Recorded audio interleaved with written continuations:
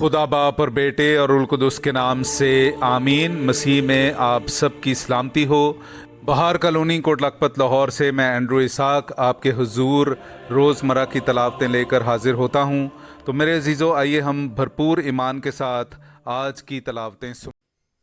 Israel में बहुत से कोढ़ी थे, मगर उनमें से कोई पाक साफ ना किया गया सिवाय नुमान सुरयानी के। हमारे लिए आज की पहली तलावत मलूक की दूसरी किताब, उसका 5वां बाब, पहली 15 आयात। और नुमान अराम के बादशाह के लश्कर का सिपासलार, अपने आका के नज़दीक बड़ा आदमी और उसके सामने इज्जतदार था, क्योंकि उसके वसीले से खुदावंद ने अराम को रिहाई दी थी। और वो बड़ा बहादुर दुलेर आदमी था, मगर उसे कोढ़ था।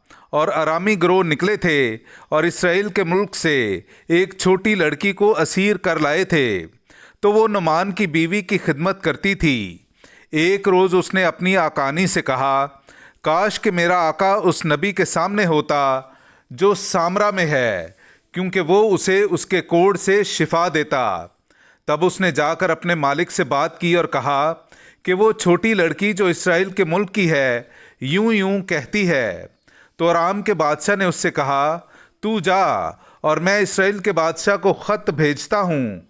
चुनांचे वो रवाना हुआ और उसने अपने साथ 20 कंतार चांदी और 6000 मिस्काल सोना और कपड़ों के 10 जोड़े लिए। और वो शाह इसराइल के पास ख़त लाया, जिसमें लिखा था कि जब मेरा ये ख़त तुझे पहुँचे तो तुझे मालूम हो कि मैंने अपने खादिम नुमान को तेरे पास भेजा है, ताकि तू उसे उसके कोढ़ से शिफा दे। जब इसराइल के बादशाह ने ख़त पढ़ा तो अपने कपड़े फाड़े और कहा, क्या मैं खुदा हूँ कि मारूं और जिलाऊं कि उसने उसे मेरे पास भेजा कि मैं इस आदमी को इसके कोढ़ से शिफा दूं। सो तुम जानो और देखो कि वो मेरे खिलाफ होने के लिए बहाना ढूंढता है। जब मर्द खुदा अलीसा ने सुना कि शाही इसराइल ने अपने कपड़े फाड़े, तो उसने बादशाह को कहला भेजा, तूने अपने कपड़े क्यों फाड़े? उसे मेरे पास आने दे, ताकि वो जाने कि इसराइल में दर हकीकत एक नबी है। सो नुमान अपने घोड़ों और गाड़ियों समेत आया और अलीसा के घर के दरवाजे पर खड़ा हुआ। और अलीसा ने उसके पास कासिद भेज कर कहा कि जा और उर्दन में 7 दफ़ा गुस्ल कर, तो तेरा गोश्त बहाल हो जाएगा और पाक होगा। और नुमान नाराज़ होकर चला गया और कहा, मैं ख्याल करता था कि वो निकल कर बाहर आएगा और खड़ा होगा और खुदाउंद अपने खुदा का नाम लेगा और अपना हाथ उस जगह पर फेरेगा और कोढ़ को अच्छा करेगा। क्या दमिश्क के दरिया अबाना और फरफर इसराइल की तमाम नदियों से अच्छे नहीं? क्या मैं उनमें गुस्ल ना करूं और पाक साफ ना हो जाऊं? और वो वापस होकर रवाना हुआ और गुस्से में था। तब उसके खादिम उसके सामने आए और उसे खिताब करके कहा, ए बाप, अगर नबी तुझे किसी बड़े काम का हुक्म देता तो क्या तू उसे ना करता? तो कितना ज़्यादा ये जो उसने तुझसे कहा कि गुस्ल कर और पाक साफ हो जा। तब वो चला गया और उर्दन में 7 दफ़ा गोता मारा, जिस तरह के मर्द खुदा ने कहा था। तो उसका गोश्त छोटे लड़के के गोश्त की तरह बहाल हो गया और वो पाक साफ हो गया। और वो मर्द खुदा के पास माँ अपने सब हमराहियों के वापस आया और आकर उसके सामने खड़ा हुआ और कहा, देख, मैंने जान लिया कि सारी दुनिया में कोई खुदा नहीं मगर इसराइल में, और अब अपने खादिम का तोहफा कबूल कर। पाक कलाम का पढ़ा और सुना जाना हम सब के लिए बाइस बरकत हो। खुदा का शुक्र हो। मेरी रूह जिंदा खुदा की प्यासी है, मैं कब इसके रूबरू हाजिर हूँगा। मेरे अज़ीज़ो, आइए हम खुदावंद अपने खुदा की हम्दो तारीफ़ करें।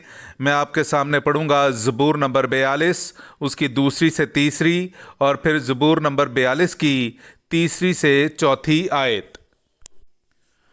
जिस तरह हरनी पानी की नदियों की खां होती है, वैसे ही है खुदा, मेरी जान तेरी मुश्ताक है।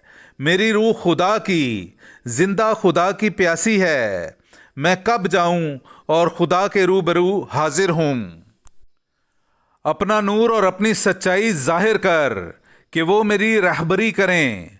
वो मुझे तेरे कोहे मुकद्दस और तेरे खैमों तक पहुंचा दें। तब मैं खुदा की कुर्बानगाह के पास जाऊंगा, हाँ, खुदा के पास जो मेरी खुशी और मेरी शादमानी है, और मैं बरबत बजाते हुए तेरी हम्द करूंगा। ए खुदा, ए मेरे खुदा। पाक कलाम का पढ़ा और सुना जाना हम सब के लिए बाइस बरकत हो। खुदा का शुक्र हो। नाराए हम्द। देखो अब कबूलियत का वक्त है, अब निजात का दिन है। मेरे अजीज़ो, आइए हम आज का इंजीली इक़्तिबास सुनते हैं। इंजील मुक़द्दस बामुताबिक मुक़द्दस लूका उसका चौथा बाब 24वीं आयत से लेकर 30वीं आयत तक। और उसने कहा, मैं तुमसे सच कहता हूँ कि कोई नबी अपने वतन में मकबूल नहीं होता।